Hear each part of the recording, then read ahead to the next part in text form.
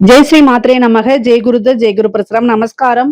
நான் கரூர்ல இருந்து வல்சலா பணிக்கர், பிரசன்ன ஜோதிடர். இன்னைக்கு நம்ம 2026ஆம் ஆண்டு குரு பயிற்சியோட பலன்கள் தனுசு ராசிக்கு எப்படி இருக்குன்னு பார்க்க போறோங்க. இந்த குரு பயிற்சி எப்போ வருது அப்படின்னா, திருக்கணிதப்படி 1/6/2026, வாக்கியப்படி 26/5/2026ங்க. திருக்கணிதத்துக்கும் வாக்கியத்துக்கும் ஒரு 4 நாள் தான் வித்தியாசமா இருக்கு. ஆனா முதல்ல வர்றது வாக்கியப்படிதான் வருது. அதாவது 26/5/2026 வைகாசி மாதம் 12ஆம் தேதி செவ்வாய்க்கிழமை ஹஸ்த நட்சத்திரத்துல 11:05 குரு மிதுன ராசில இருந்து கடக ராசிக்கு வராரு. இந்த வருடம் என்னன்னா உச்சம் பெறாரு. கடக ராசியில குரு உச்சம் பெறாரு. இந்த அஷ்டமத்து குரு ஆபத்தா இல்ல அதிர்ஷ்டமான்னு கேட்டா கட்டாயம் ரெண்டுமே செய்ய போறாரு. ஆனா ஆபத்துங்கிறது பெரிய லெவல்ல வராது. எல்லா விஷயத்திலயும் கவனமா இருக்கணும். ஏன் அப்படின்னா, குரு யாரு அப்படின்னா உங்களுக்கு ராசி அதிபதி அவருதான். ராசி அதிபதி அவருதான், 4 குடையவரும் அவருதான். அதனால அவர் போய் அஷ்டமத்துல உச்சம் பெறும்போது நல்ல ஒரு அதிர்ஷ்டம் உண்டு. அதே நேரத்துல கவனமாவும் இருக்கணும். சில ஆபத்துகளும் வரும். அஷ்டமத்து குரு அப்படிங்கும்போது, அஷ்டமஸ்தானம் அப்படிங்கும்போது அஷ்டமத்துல நல்ல விஷயங்களும் இருக்கு, கெட்ட விஷயங்களும் இருக்கு. பெரிய அதிர்ஷ்டமும் இருக்கு. அதே நேரத்துல சில திடீர்னு ஒரு மாரகமும் இருக்கு. அதனால ரொம்ப கவனமாக இருக்கணும். எல்லா விஷயங்களையும் யோசிச்சு யோசிச்சு செய்யணும். நான் தனுசு ராசிக்காரங்கள அதாவது பயமுறுத்துறதுக்காக சில விஷயங்களா நான் சொல்லல. பொதுவா இதுக்கு வழிபாடுகளை பண்ணிக்கங்க. உங்களுக்கு ராசி அதிபதி இருக்கனால பெரிய விஷயங்கள், அதாவது தலைக்கு வர்றது தலைப்பாயோட போகும்.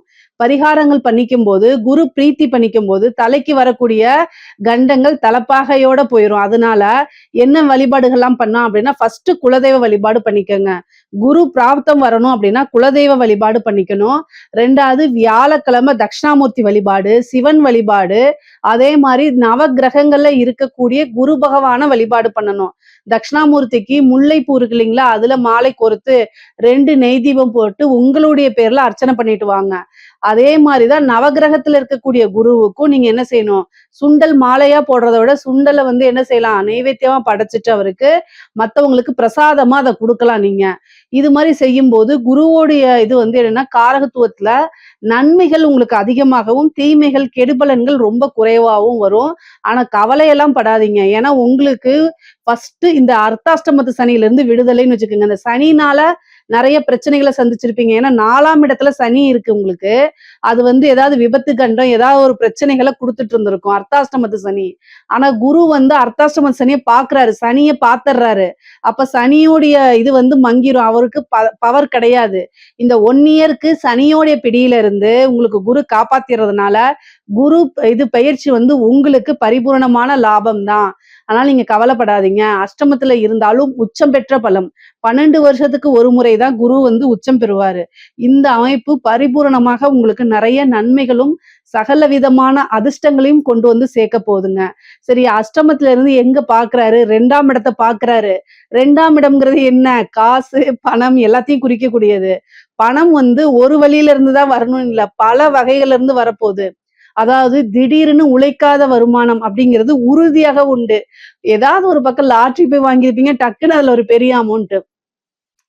உங்களுக்கு நல்ல தசாபுத்தி மட்டும் ஓடிட்டு இருந்துச்சு அப்படின்னா கட்டாயம் ஜாக்பாட் இருக்குங்க. நீங்க என்ன தசாபுத்தின்னு மட்டும் சொல்லுங்க. உங்களுக்கு நான் அதுக்கு உண்டான பரிகாரம் ஸ்பெஷலா உங்களுக்காக நான் சொல்றேன். ஆனா உங்களுக்கு நல்ல தசாபுத்தி ஓடிட்டு இருக்கு. இப்ப குரு அஷ்டமத்துல உச்சமாகறாரு அப்படின்னா திடீர்னு எதிர்பார்க்காத வகையில ஒரு ஜாக்பாட் அப்படிங்கிறது உறுதி செய்யப்பட்டது. அதனால நீங்க இதெல்லாம் எதிர்பார்த்துருங்க. தெய்வ வழிபாடுகளை பண்ணிக்கங்க.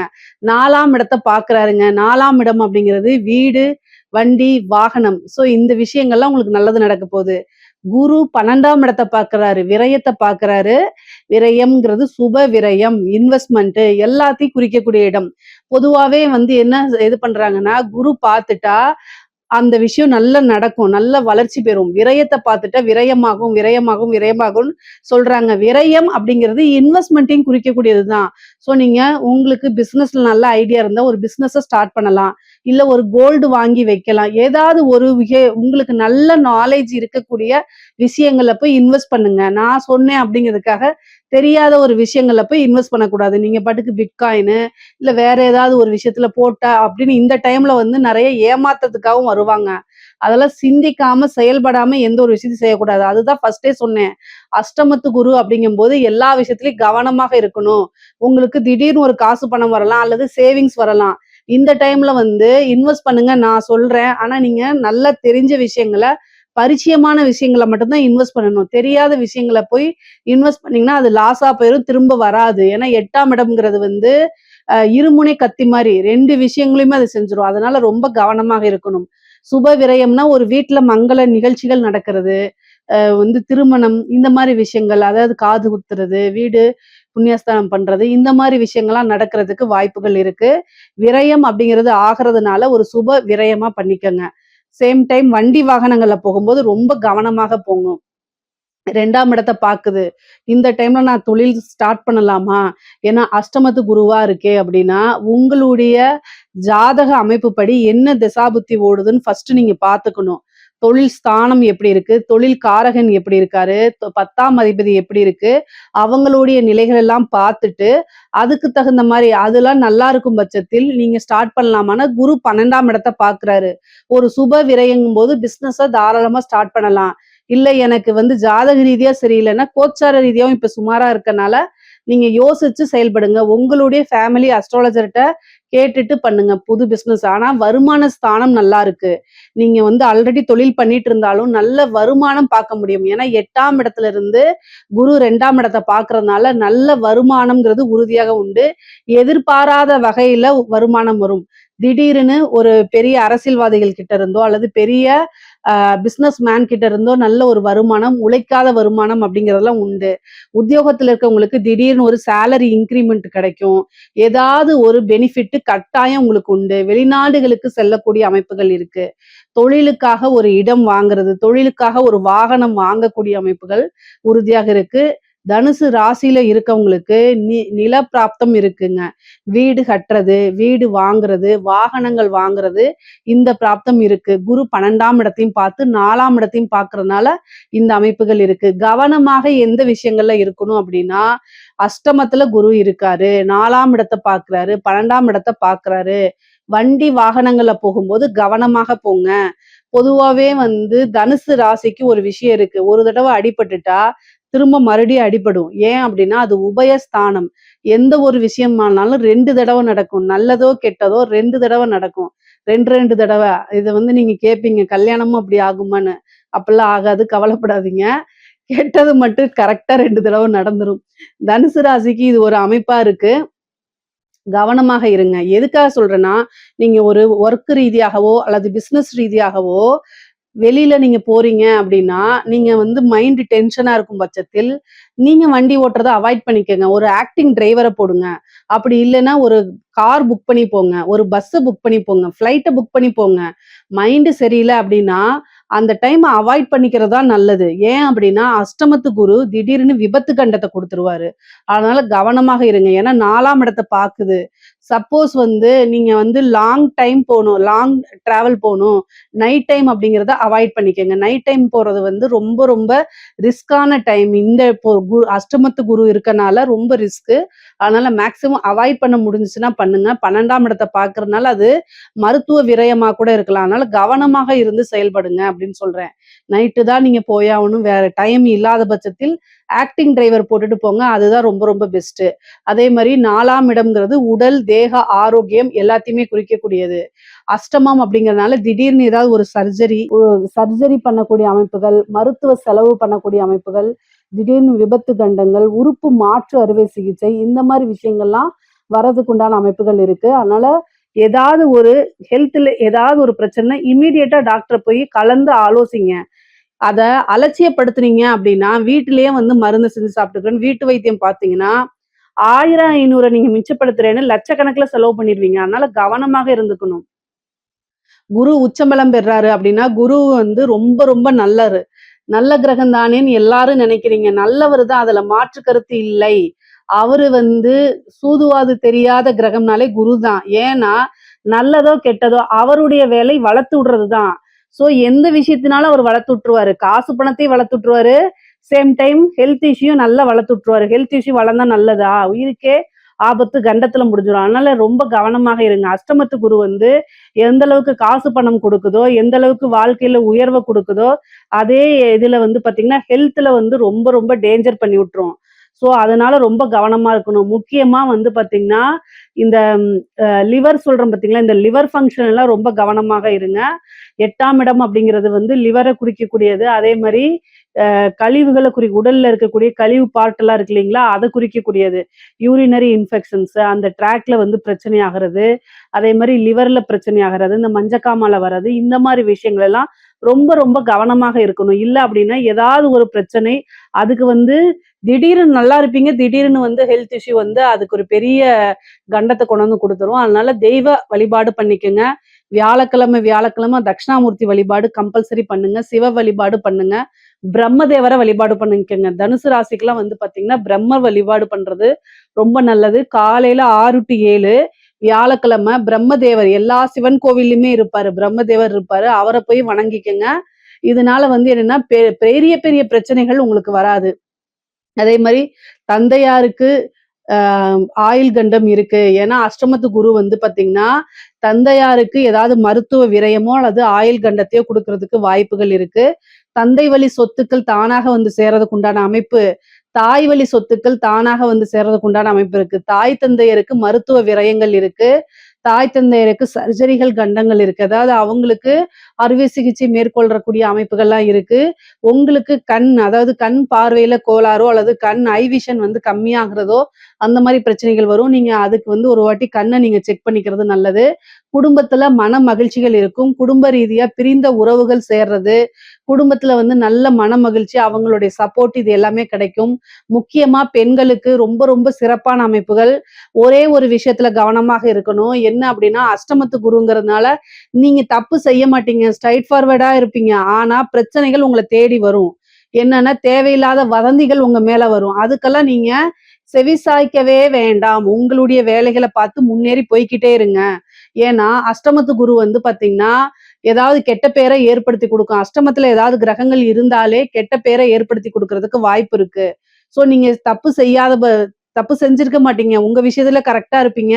ஆனாலும் உங்களை எப்படியாவது எதிரிகள் என்ன செய்வாங்க, எங்க நீங்க அடிச்சா அழுவீங்களோ அதே இடத்துக்கு பார்த்துதான் அடிப்பாங்க. சோ அந்த மாதிரி விஷயங்கள் செய்யும் போது தெய்வ வழிபாடு பண்ணிட்டு உங்களுடைய ஒர்க்கை பார்த்துட்டு போகும்போது அது அப்படியே ஆசீர்வாதமா மாறும்.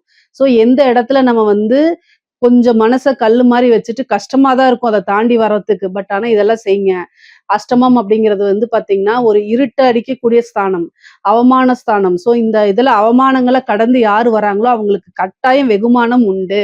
அதே மாதிரி உங்களுக்கு கூடுதல் பணிச்சுமைகள், வேலை பார்க்கக்கூடிய இடத்துல பணிச்சுமைகள் அதிகமாக இருக்கும். தூங்குறதுக்கு டைம் இருக்காது. அதனால ஹெல்த்ல ரொம்ப ரொம்ப கவனமாக இருங்க. ஆடை ஆபரண சேர்க்கை இருக்கு. திடீர்னு ஒரு அதிர்ஷ்டம் இருக்கு. திருமணம் ஆன பெண்களாக இருந்தா கணவருடைய தேக ஆரோக்கியத்துல கவனம் தேவை. உங்களுக்கு வாகன பிராப்தம், வீடு வாங்கக்கூடிய பிராப்தம்லாம் இருக்கு. என்னென்ன விஷயங்கள்லாம் நீங்க செய்யணும்னு நினைக்கிறீங்களோ அது எல்லாமே உங்களுக்கு கிடைக்கும். முக்கியமா சோசியல் மீடியால இன்ஃப்ளூயன்சரா இருந்தீங்க அப்படின்னா கூடுதலா கவனம் தேவை. ஏன்னா உங்களுக்கு நெகட்டிவ் பப்ளிசிட்டி கிடைக்கிறதுக்கு வாய்ப்புகள் இருக்கு. முக்கியமா படிக்கக்கூடிய பிள்ளைங்க வந்து பாத்தீங்கன்னா படிப்புல நல்ல ஆர்வம் காட்டக்கூடியவங்க எல்லாம் படிப்புல நல்ல முன்னேறி வரக்கூடிய அமைப்புகள் இருக்கு. ஆனாலும் அஷ்டமத்து குரு வந்து 4ஆம் இடத்தை பாக்குறதுனால அஷ்டமத்துல உச்சம் பெற்றிருக்கனால பிரைவேட் சாட் பண்றது, இந்த சோசியல் மீடியால ஆக்டிவா இருக்கிறதெல்லாம் குறைச்சுக்கோங்க. இந்த இன்ஸ்டா, யூடியூப் இந்த மாதிரி சில விஷயங்கள்லாம் அவாய்ட் பண்ணிக்கிட்டா அது நல்லது. இல்லைன்னா பிரைவேட்டா போய் சாட் பண்ணீங்கன்னா அது மூலியமா தேவையில்லாத பிளாக்மெயிலுக்கெல்லாம் ஆளாகிற மாதிரி வரும். அதனால ரொம்ப ரொம்ப கவனமாக இருங்க. கூடுதலா வந்து ஏதாவது உங்களுக்கு இது தப்பு அப்படின்னா உடனடியா கல்யாணம் ஆனவங்களா இருந்தா ஹஸ்பண்ட் கிட்டயும், கல்யாணம் ஆகாத பெண்களாக இருந்தா உடனே பேரண்ட்ஸ் கிட்டயும் சொல்லி தெளிவுபடுத்திருங்க. அவங்க கிட்ட ஷேர் பண்ண முடியாத ஒரு விஷயமாக இருக்கும் பட்சத்துல அது ரொம்ப ரொம்ப தவறான விஷயம்னு புரிஞ்சுக்கிட்டு உடனடியா அதை நிறுத்திடுங்க. முக்கியமா நீங்க வெளியில போறீங்க, வெளி மாநிலங்களுக்கு போறீங்க, வெளியூருக்கு போறீங்க அப்படின்னா இன்ஃபர்மேஷனை ஷேர் பண்ணிட்டு போங்க. எந்த எந்த வண்டியில போறீங்க, கார்லயா, பஸ்லயா, இல்ல ஃப்ளைட்லயா, எங்க போய் ஸ்டே பண்றீங்க, அட்ரஸ ஷேர் பண்ணுங்க. ஏன்னா அஷ்டமஸ்தானம் அப்படிங்கும்போது உங்கள பத்தின இன்ஃபர்மேஷன் உங்களுடைய நலம் விரும்பிகளுக்கோ அல்லது உங்களுடைய குடும்பத்தாருக்கோ கட்டாயம் தெரிஞ்சிருக்கிறது தான் நல்லது. இவ்வளோ தூரம் எதுக்காக சொல்றேன் அப்படின்னா, அஷ்டமத்து குருல இருந்து நீங்க எப்படி தப்பிக்கிறது அப்படிங்கிறது தான். "வருமுன் காப்போம்" அப்படிங்கிற ஒரு விஷயம் இருக்கு பார்த்தீங்களா? ஸோ எந்த வகையிலேருந்து நமக்கு பிரச்சனை வருதோ அந்த விஷயத்துல கரெக்ட்டா இருந்துட்டோம்னா, குருவோடைய அனுக்கிரகமும், ஆசீர்வாதமும் பரிபூரணமா உங்களுக்கு கிடைச்சிரும். அதுக்காக தான் இவ்வளோ தூரம் நான் சொல்றேன். ஆனா நன்மைகள் நெறைய இருக்கு. காசு, பணம் மிகப்பெரிய லெவல்ல இருக்கு. பொதுவாவே வந்து பார்த்தீங்கன்னா, ஆணாக இருந்தாலும் சரி, பெண்ணாக இருந்தாலும் சரி, அஷ்டமத்துல இருந்த குரு 2ஆம் இடத்த பார்க்கறனால, குடும்ப நபர்களிடையே வாக்குவாதங்கள தவிர்த்துட்டு, சண்டை சச்சரவுகள தவிர்த்துட்டு, நல்ல இனிமையான சொற்கள ஒருத்தருக்கு ஒருத்தர் பேசிக்கிறது தான் ரொம்ப நல்லது. ஏன் அப்படின்னா 2ஆம் இடம்ங்கிறது வாக்கு ஸ்தானம். அஷ்டமம் அப்படிங்கிறது நல்ல விஷயங்கள் கிடையாது. அதனால கோவத்துல தேவையில்லாத வார்த்தைகள விடுறதுனால, குடும்பத்துல அப்பப்போ மனக்கசப்புகளும் ஏற்படுறதுக்கு வாய்ப்பு இருக்கு. ஏன் அப்படின்னா, சனியுடைய பார்வையும் இருக்கு. அதுக்காக. உங்களுடைய ராசிக்கு இவ்வளோ நாளா குரு இருந்துச்சு. ஏதாவது ஒரு பிரச்சனைன்னா குரு காப்பாத்திட்டு இருந்தாரு. இந்த அஷ்டமத்து குரு அப்படிங்கிறது வந்து விரயம் இந்த மாரி விஷயங்கள தான் குடுக்கறதுனால, கவனமாக செயல்படணும். நெறைய பேருக்கு வெளிநாடு பிராப்தம் இருக்கு. ஐடி ஃபீல்டுல இருக்கிறவங்களுக்கெல்லாம் வந்து வெளிநாட்டுல போய் வேலை பார்க்கணும்னு நெனைக்கிறவங்களுக்கெல்லாம் இந்த டைம் ட்ரை பண்ணீங்கன்னா, வெளிநாடுகள் செல்லக்கூடிய அமைப்பு. பொதுவாவே வெளியூரு, வெளிமாநிலம், வெளிநாடுகளுக்கு கட்டாயம் தனுசு ராசியில இருக்கவங்க சென்று வரக்கூடியது. நீண்ட தூர பிரயாணம் இந்த மாரி அமைப்புகள்லாம் இருக்குது. தாய் வழி உறவுகள்கிட்டயே நல்ல சுமூகமான உறவுகள்லாம் ஏற்படும். எவ்வளோ பிரச்சனைகள் இருந்தாலும் சரி, மனக்கசப்புகள் இருந்தாலும் சரி, அதெல்லாம் நீங்கி நல்ல உறவுகள் ஏற்படுறதுக்கு உண்டான அமைப்புகள் இருக்கு. பொதுவாவே அரசியல்வாதிகள்லாம் இருக்காதுங்கள, 4ஆம் இடத்துல வந்து பதவி ஸ்தானம். ஒரு பெரிய பதவி கிடைக்கிறதுக்கு உண்டான வாய்ப்புகள் இருக்குங்க. இந்த வாரிய தலைவரு, அதே மாரி ஒரு நல்ல போஸ்ட் கட்சி ரீதியா ஒரு நல்ல போஸ்ட், அது மூலியமா டெண்டர் கிடைக்கிறது, வருமானம் பார்க்கறது, இந்த மாரி அரசியல்வாதிகளுக்குலாம் ஒரு நல்ல அமைப்பு, மிகப்பெரிய மனிதர்களுடைய தொடர்பு, அது மூலியமா நெறைய காசு பணம் சம்பாதிக்கிறது, பெரிய லெவல்ல வந்து மீடியால உங்களுக்குன்னு ஒரு ஃப்ரேம் உருவாக்கிறது, இந்த மாரி அமைப்புகள்லாம் ரொம்ப நல்லா இருக்கு. இந்த அஷ்டமத்து குரு வந்து தனுசு ராசியில எந்த ஃபீல்டுக்கும் இல்லாம, அரசியல் துறை சம்மந்தப்பட்டவங்களுக்கு மட்டும் ரொம்ப அற்புதமாகவும், அதிர்ஷ்டமாவும் கட்டாயம் வேலை செய்யும். அதே மாரி பொருளாதார வாழ்க்கை ரொம்ப சிறப்பான, உயர்வான நிலை தான். பொதுவாகவே அஷ்டமத்து குரு வந்து அதிர்ஷ்டத்த தான் அதிகமா குடுக்க போது. ஆபத்து குறைவு தான். நீங்க பரிகாரங்கள் செய்யும் பட்சத்தில் எந்தவித ஆபத்துகள்லயும் நீங்க சிக்கிக்காம தப்பிச்சுக்க முடியும். இதுல ஏதாவது சந்தேகங்கள் இருக்கு அப்படின்னா கமெண்ட்ஸ்ல கேளுங்க. கட்டாயம் நான் ஆன்சர் பண்றேன். நம்மளுடைய சேனல லைக் பண்ணுங்க, ஷேர் பண்ணுங்க, சப்ஸ்கிரைப் பண்ணுங்க. நன்றி, வணக்கம்.